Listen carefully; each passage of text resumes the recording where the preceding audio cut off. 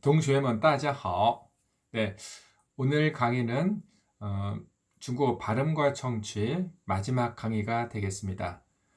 어, 이미 공지한 대로 저희들 기말 시험은 비대면 시험으로 어, 보도록 되어 있습니다. 어, 시험 준비 잘 하시고요.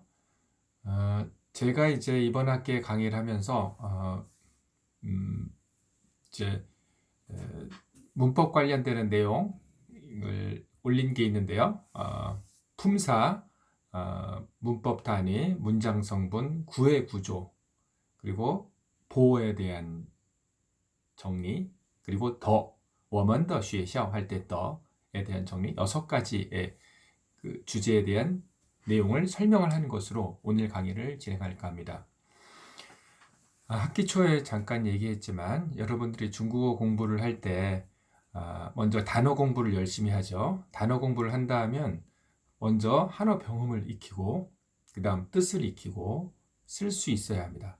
먼저 단어 공부를 합니다. 단어 공부를 할 때는 한어 병음을 먼저 익히고 뜻을 외우고 그리고 쓸 수 있어야 됩니다. 이 세 가지를 진행하셔야 되고요. 단어 공부를 한 다음에 해석을 하는 걸로 가는 것이 아니라 먼저 문장을 읽는 연습을 해야 됩니다. 문장을 읽는 연습은 큰 소리로 틈틈이 매일 하셔야 됩니다. 제가 권해주는 것은 자기 전에 5분에서 10분, 일어나서 5분에서 10분, 하루에 적어도 15분에서 20분 정도의 큰 소리로 읽는 연습을 하셔야 됩니다. 그것이 축적이 되면 결국에 어감이 올라가요. 위간, 말의 감각, 중국어를 하는 감각이 올라가게 됩니다.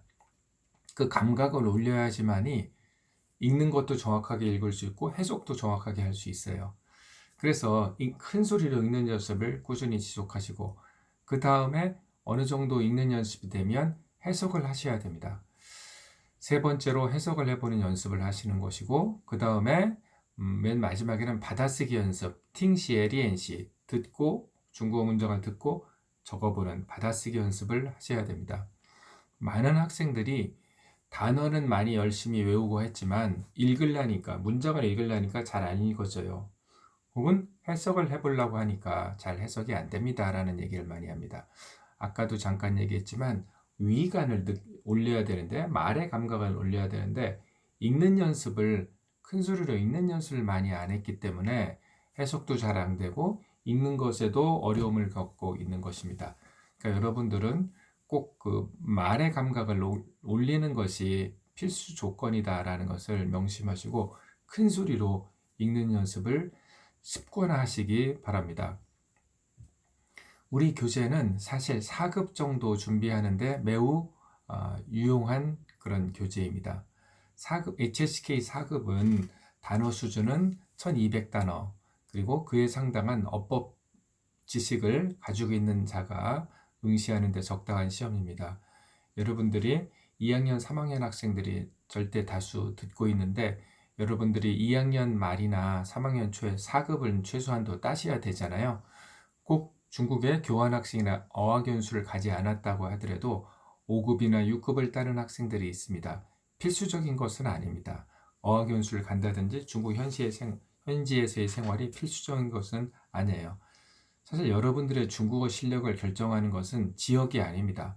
어느 지역에 있든지 어떤 상황에 있든지가 중요한 것은 아니에요. 여러분들의 의지와 노력이 결국에 자신의 중국어 실력을 올려줄 것입니다. 그렇기 때문에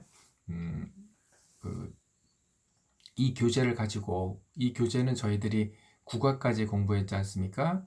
시험 범위도 5과부터 9과까지입니다. 5과까지 기말 시험 범위도 5과에서 9과까지인데 전체는 12과예요. 75%만 우리가 공부를 했고요. 25%는 하지 않았는데 이번 방학 때 열심히 하시고 이 교재를 가지고 열심히 하시면 4급 준비는 충분하다고 생각됩니다. 열심히 방학 때도 공부하시기 바랍니다. 그러면은 이번 강의 내가 학습 자료실에 올렸던 6가지 문법 주제에 대한 설명을 해보도록 하겠습니다. 첫 번째로 품사에 대한 내용입니다. 품사. 아, 품사는 단어의 문법적 쓰임과 어휘의 의미에 따른 분류입니다. 문법적 쓰임과 어휘의 의미 두 가지를 고려합니다. 품사는 크게 문장 성분을 담당할 수 있고 일반적으로 실제적인 어휘적인 의미가 있는 실사, 그리고 어휘적인 의미는 탈락하고 각종 문법적 의미를 가지는 허사 두 가지로 크게 나눌 수 있습니다. 실사로는 명사, 동사, 형용사, 수사, 양사, 대명사, 부사가 있고요. 허사로는 개사, 접속사, 조사, 의성사, 감탄사 등이 있습니다. 총 12개의 품사가 있다고 얘기합니다. 먼저 명사는 명칭을 나타내는 단어입니다. 명칭을 나타내는 단어, 명사, 한국어, 슈무 등이 되겠죠. 동사는 움직임이나 존재를 나타내는 단어입니다. 따, 때리다, 여, 있다 등등의 단어가 되겠습니다. 형용사는 성질이나 상태를 나타내는 단어입니다. 그래서 성질 형용사와 상태 형용사로 대별됩니다.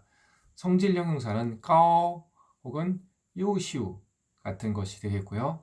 상태 형용사는 통홍, 진홍비리사, 매우 북다란 뜻의 통홍 혹은 류요요, 푸르고 싱싱하다는 뜻의 류요요 등이 상태 형용사가 되겠습니다. 수사는 수를 나타내는 단어입니다. 0, 1, 2 이런 것들이죠. 서수, 순서를 나타내는 서수도 수사에 들어가는데 띠우, 5번째, 띠시, 10번째 등도 수사가 되겠습니다. 그 다음에 양사인데요. 양사는 사람이나 사물 혹은 동작의 수량 단위를 나타내는 단어입니다. 그래서 크게 명사의 단위를 나타내는 명량사와 동사의 단위를 나타내는 동량사로 나뉩니다. 명량사는 여러분들이 잘 아는 이거런 할 때 거, 양번수 할 때 번 등이 되고요. 동량사는 打了一次 혹은 看了两回 등의 次나 回 등이 되겠습니다. 대명사는 분류하거나 대신하여 칭하는 단어입니다. 세 가지가 있어요. 인칭대명사, 지시대명사, 의문대명사 세 가지가 있습니다.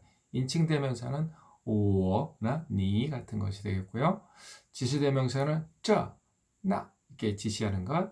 의문대명사는 什么, 무엇, 나리, 어느 곳 등의 단어가 의문대명사가 되겠습니다. 부사는 동사나 형용사를 수식하는 단어이며 일반적으로 문장 내에서 문장 성분인 부서를 담당하게 됩니다. 의미하는 것에 따라서 범위, 성질, 상태, 시간, 정도, 빈도, 긍정이나 부정 등을 표현하게 됩니다. 또 범위부사 또 혹은 시간부사 리크 등이 부사가 되겠습니다. 그 다음에 개사가 있는데요. 개사는 중개해준다는 의미에서의 찌에츠 개사입니다. 원래는 앞에 위치한다고 해가지고 전치사, 앞에 위치하는 단어다 해서 전치사라고도 합니다. 명사나 대명사 또는 어떤 구 앞에 쓰여서 개사구, 개사로 이끄는 구를 개사구라고 하거든요. 개사구를 만들고요. 문장 내에서는 대개 수로 동사를 수식하게 됩니다. 在, 从, 随着 등이 되겠고요. 접속사는 단어나 구 혹은 문장을 연결하는 단어를 접속사라고 합니다. 和 혹은 与 등이 되겠습니다. 助词 10번째로 조사입니다. 조사는 도움을 주는 단어인데요. 단어나 구의 뒤에 쓰여서 일종의 문법 의미를 나타냅니다. 구조조사, 동태조사, 어기조사 세 가지 종류가 있습니다. 구조조사, 동태조사, 어기조사. 동태조사는 시태조사라고도 해요. 동태조사는 시태조사라고도 합니다. 구조조사는 我们的学校 할 때 的, 听得懂 할 때 的, 慢慢地走 할 때 的 등등 다 발음은 더인데 이런 것이 구조조적으로 들어가 가지고 도움을 주는 분사 구조조사가 되겠고요. 시태조사는 동태조사라고도 하는데 동작의 양태, 시간의 양태는 마찬가지입니다. 동사는 동작인데 동사는 동작을 의미하는데 동작은 시간적인 개념을 항상 가지고 있거든요. 동작은 시작과 끝이 있습니다. 그렇기 때문에 필연적으로 시간의 개념을 포함하고 있을 수밖에 없습니다. 그래서 동태조사는 시태조사라고 하기도 하는 것입니다. 了我们吃了饭我们吃了饭할 때了我们听着音乐看书我们听着音乐看书 우리는 음악을 들으면서 책을 본다 할 때 저你听过了没有你听过了没有너 들은 적이 있니? 你听过了没有할 때过 등이 동태조사, 시태조사가 되겠습니다. 그 다음에 어기조사, 너, 吃饭呢, 我们吃饭呢,我们正在吃饭呢. 우리는 지금 밥을 먹고 있는 중이야 등 뭐, 好啦, 하라 할 때 라 그런 것이 어기조사가 되겠습니다. 그 다음에 의성사, 拟声词, 사물이나 자연계의 소리를 나타내는 단어입니다. 띵땅, 화화 등이 있고요. 감탄사는 감탄이나 누군가를 부를 때 혹은 대답을 할 때 쓰이는 단어입니다. 아, 아이, 아이야 등이 있겠습니다. 우리가 총 12개의 품사를 살펴봤고요. 중요한 내용이니까 여기 나오는 문법 내용은 잘 숙지하셔야 되겠습니다. 두 번째로 문법 단위입니다. 여러분들이 문법 얘기를 하게 될 때 기본 단위가 되는 4가지입니다. 첫 번째로 형태소입니다. 형태소. 가장 작은 음과 뜻의 결합체입니다. 가장 작은 음과 뜻의 결합체입니다. 문법의 최소 단위입니다. 민, 백성, 주어, 탁자, 부터, 보도 등이 되겠습니다. 그 다음 단어입니다. 독립적으로 운영이 가능한 최소의 문법 단위입니다. 독립적으로 운영 가능한 최소의 문법 단위. 따, 크다, 팅, 뜨다, 도서관 등이 되겠습니다. 그 다음에 단어보다 좀 더 큰 것이 구라고 있습니다. 구, 즈주, 단어가 모인 것인데요. 구가 있습니다. 단어와 단어가 일정한 규칙에 의해서 조합되어서 문장을 구성하는 더 큰 단위가 된 것입니다. 我们学校打电话非常喜欢이런 것이 구가 되겠습니다. 조금 이따가 구의 구조를 하면서 다시 자세히 살펴보겠습니다. 그 다음 네 번째로 문장인데요. 문장은 독립적으로 완전한 뜻을 나타내는 언어 단위입니다. 你最近身体怎么样?他在学校学习汉语 등으로 독립적으로 완전한 뜻을 나타내는 단위가 되겠습니다. 이렇게 이 4가지가 문법 단위가 되겠습니다. 형태소, 단어, 구, 문장입니다. 형태소, 단어, 구, 문장. 그 다음에 문장 성분이 되겠습니다. 주의즈 정판이라고 하는데요. 주의즈 정판. 문장 내에서 구분할 수 있는 각각의 성분입니다. 문장 내에 있는 단어는 사실 이 6개 문장 성분으로 다 귀속시킬 수 있습니다. 문장 성분이 무엇이냐에 따라서 해석이 달라지기 때문에 우리께 단어를 어떤 문장 성분인지 귀속시키는 것은 매우 중요한 작업이 되겠습니다. 주요 성분은 주어, 수로, 동사, 목적어가 있고요. 비주요 성분인 관형어, 부사어, 목적어가 있습니다. 관형어, 부사어, 보어가 있습니다.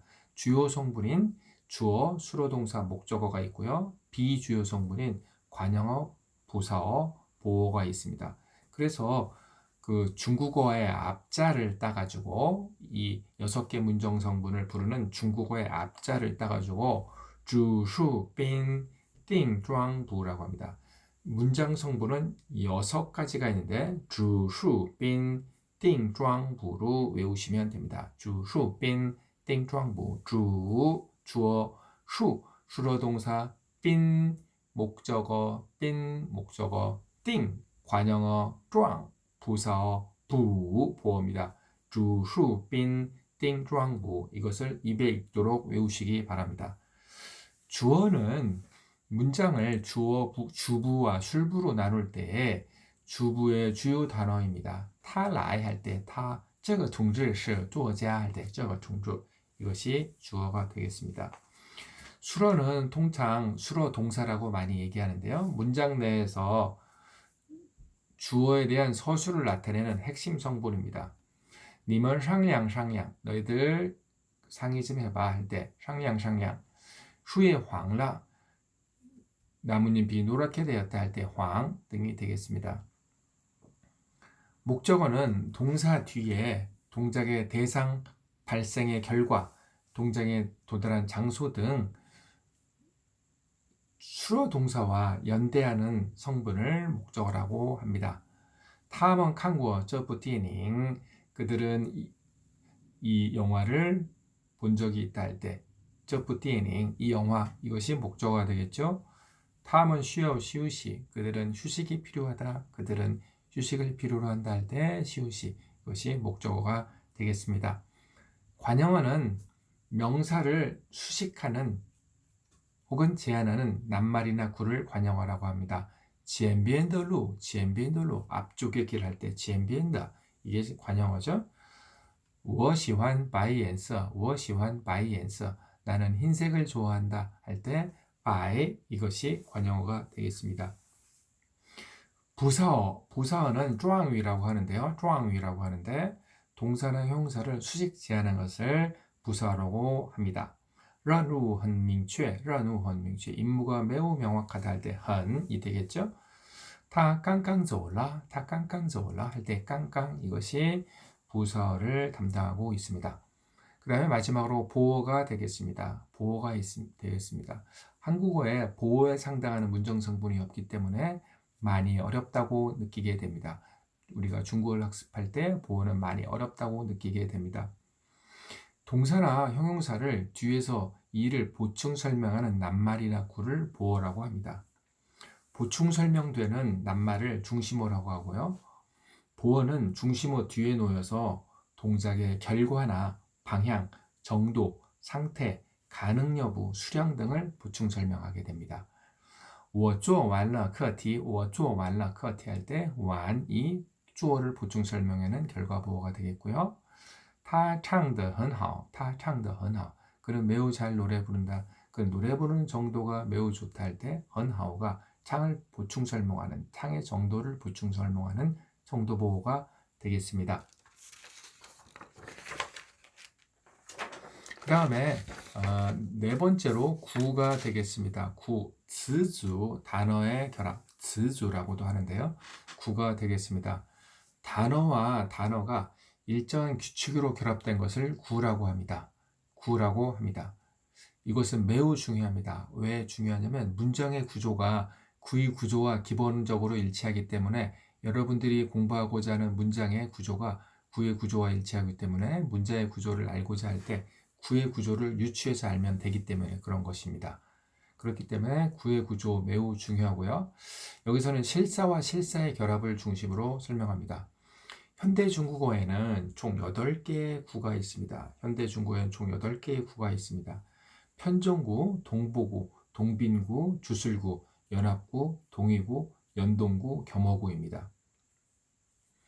북경대 교수들은 7번을 6번에 넣어서 포함하고 6번을 5번으로 넣고 8번을 7번으로 놓습니다. 6번을 5번으로 넣고 8번을 7번으로 넣습니다. 즉 북경대 교수들의 눈에는 현대 중국어에는 6개의 구의 구조가 있는 것입니다. 우리는 8가지로 정리합니다. 첫 번째 편정구입니다. 앞부분에 나오는 관형어 혹은 부사어가 뒷부분에 나오는 중심어를 수식하는 앞부분에 나오는 관형어나 부사어가 뒷부분에 나오는 중심어를 수식하는 구조, 즉 수식과 피수식의 관계입니다. 应使用器械 영웅적인 기계, 十分热烈 매우 열렬하다. 앞에 있는 것이 뒤에 있는 것을 수식하고 있죠.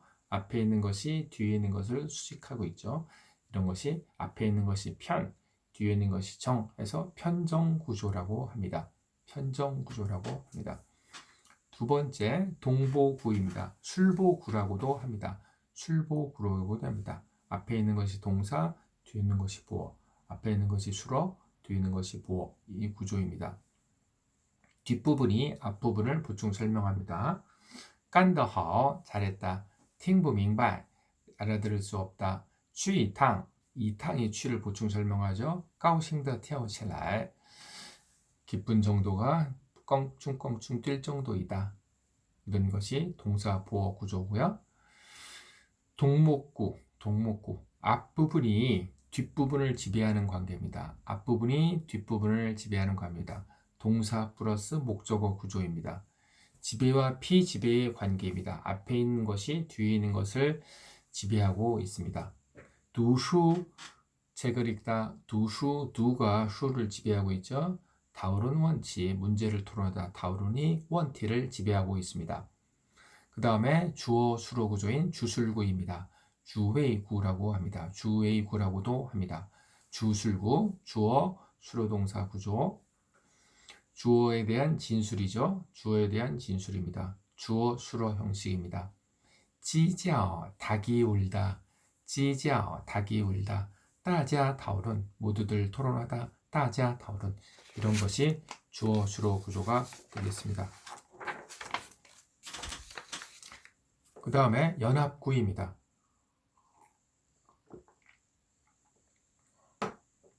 둘 혹은 그 이상의 부분으로 구성되는데 구성성분 사이에 병렬적이거나 선택적입니다.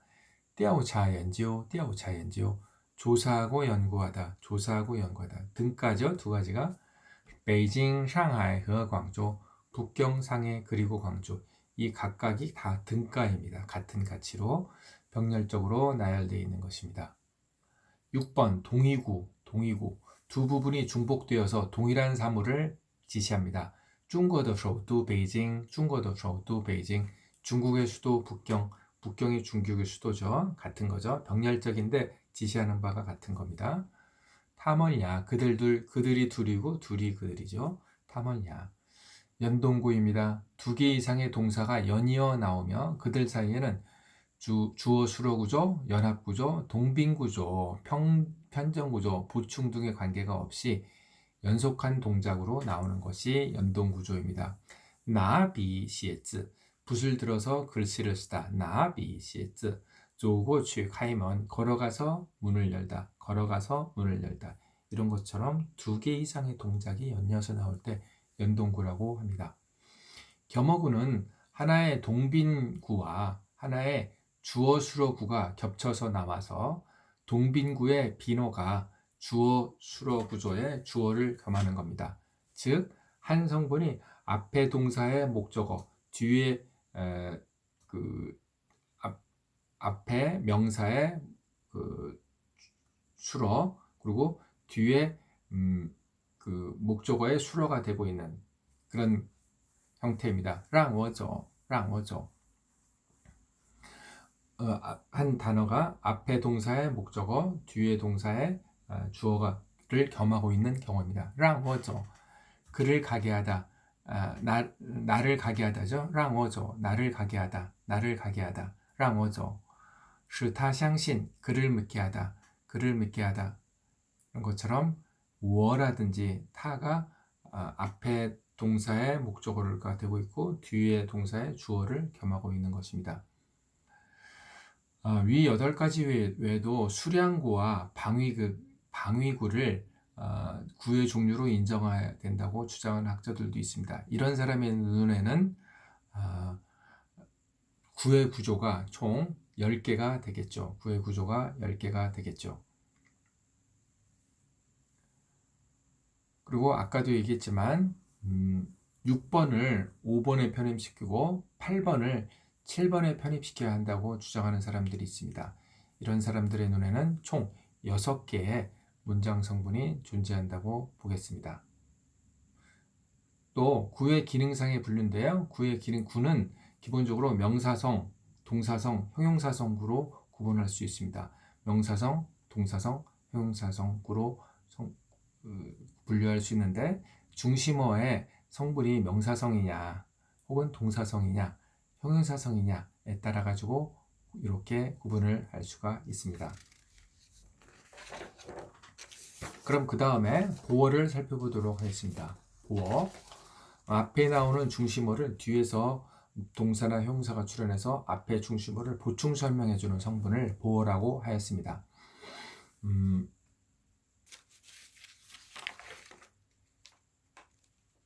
첫 번째로 결과 보어를 보겠습니다. 결과 보어를 보겠습니다.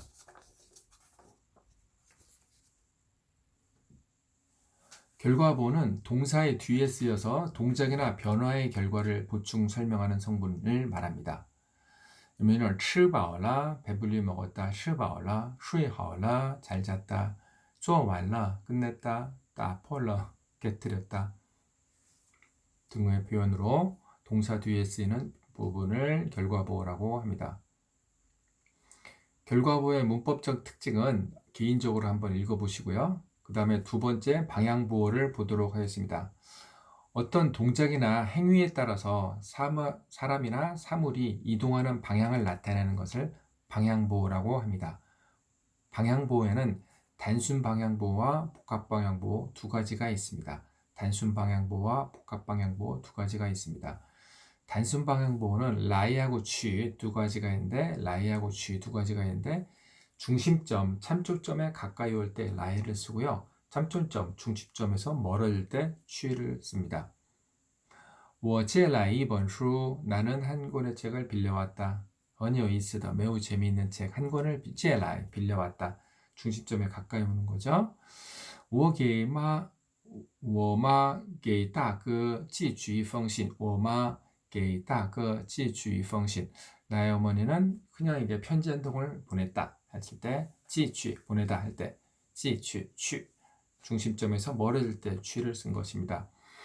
복합방향보어는 방향동사 7가지의 단순 방향보어 라이하고 취를 졸업해서 2 곱하기 7이니까 14개인데 취는 존재하지 않습니다. 현대 중국어에. 그래서 하는 건데 방향동사 7가지를 설명하면 이 정육면체에서 오르락 내리락 그리고 들어가고 나오고는 우리가 외우지 않아도 되잖아요. 입체에서 올라가고 내려가고 그리고 들어가고 나오고는 외울 필요가 없죠. 그래서 돌아가고 지나가고 일어나고 후이, 꾸어, 치 이 세 가지를 외우셔야 합니다. 상, 샤, 진, 추, 상, 샤, 진, 추 이 네 가지에다가 회, 꾸어, 치 돌아가고 지나가고 일어나고 돌아가고 지나가고 일어나고 회, 꾸어, 치 이 세 가지를 하면 총 7가지죠. 그래서 라이하고 취에다가 7가지 하면 2, 7, 14, 14개의 복합방향보어가 나오는데 취는 존재하지 않으니까 13가지가 되겠죠.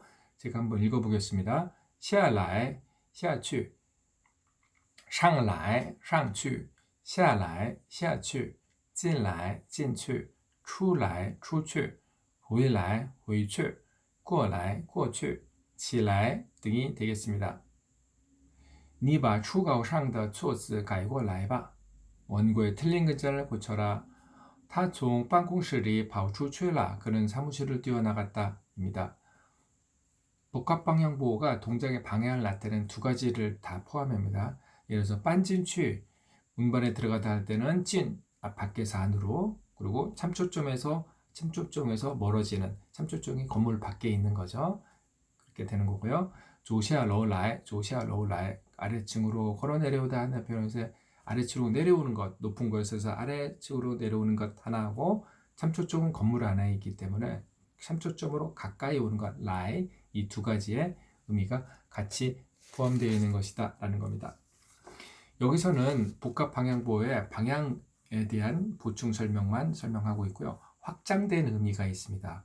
복합방향보어는 또 확장된 용법으로 쓰이는데 지면 관계상 확장된 용법은 좀 더 진전된 문법 설명서에서 접하시도록 하고 여기는 방향에 대한 설명만 하는 부분만 설명하도록 하겠습니다.